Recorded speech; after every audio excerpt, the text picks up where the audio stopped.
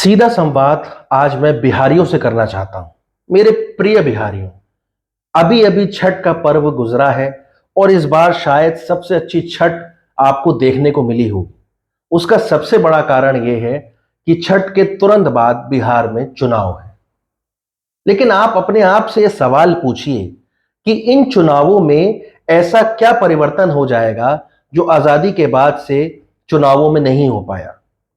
बिहार ने इस बीच 15 साल का जंगल राज भी देखा, फिर सो कॉल्ड विकास करने वाली सरकार आई, लेकिन हुआ कुछ नहीं। बिहारियों की हालत वैसी ही है जैसी कि एक किसी भी पिछड़े राज्य की कल्पना आप कर सकते हैं।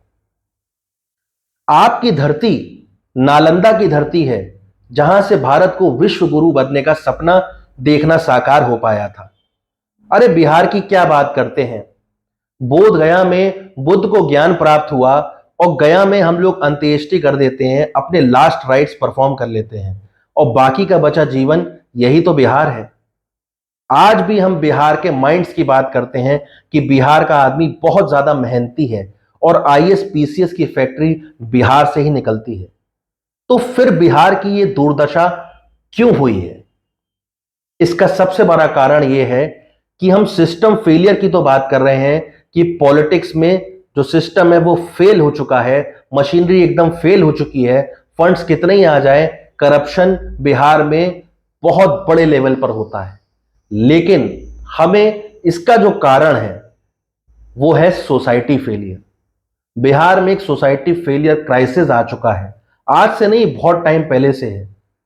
इसका सबसे बड़ा उदाहरण यह है, आप देखिए कि भोजपुरी फिल्मों में गाने कैसे बनते हैं।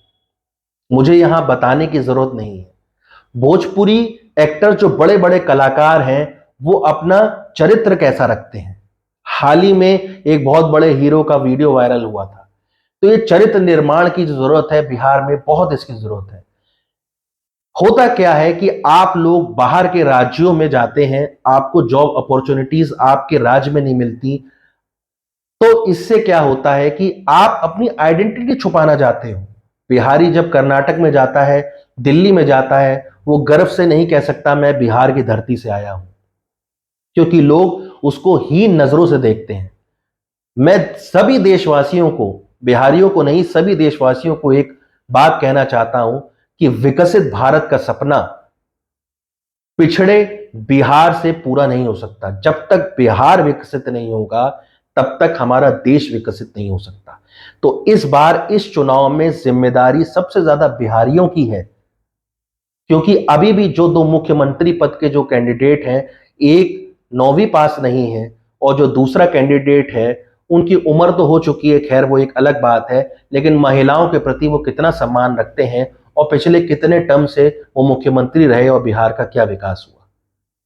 यदि आप लोगों के अंदर से नेता ऐसे निकल के आएंगे क्योंकि सोसाइटी फेलियर है, तब तक बिहार पिछड़ा रहेगा, बिहार तरक्की नहीं करेगा। हम दूसरे प्रदेश के, इस देश के वासी चाहते हैं दिल से कि बिहार आगे बढ़े, देश के कदम ताल से कदम ताल बनाए और विकसित भारत का सपना साकार करने में बिहार अपनी अग्रिम भूमिका निभाए। धन्यवाद। जय हिंद, जय भारत।